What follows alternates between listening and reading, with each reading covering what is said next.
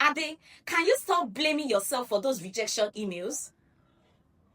I used to experience it too until I found out this secret. The truth is, your resume isn't getting rejected by a person. It is getting rejected by a robot because your resume is not ATS friendly.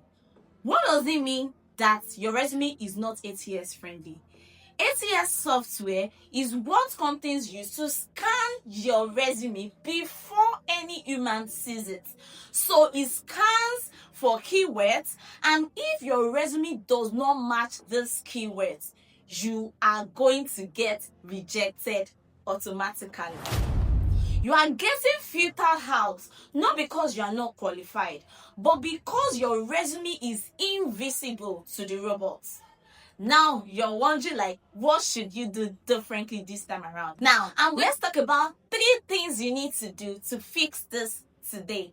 Number 1, when applying for job roles, ensure your resume match the required keywords. So you need to copy the required keywords from the job post and insert it naturally into your resume. Number 2, simple formatting. Stop using columns, graphics, or anything fancy like fancy fonts. Ensure you are using plain text and clear sections because robots cannot read design. Thirdly, you should organize your resume in this format. Start with your skills, then experience, and then proceed to education. That is what the ATS expects. Now, when you are done with your resume, ensure to save it as a PDF or as documents.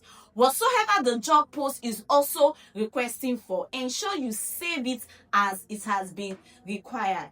Now that you've resolved the ATS issues, but here is the thing, getting past ATS gets it to the door, but you are still competing with hundreds of others who also beat ATS. That is where your portfolio sets in. So, if you want me to teach you how to draft a clean and globally acceptable portfolio, then you should drop it in the comment section that you are interested so that I can come up with a video for you to learn how to design such a portfolio. See you in my next video. Bye.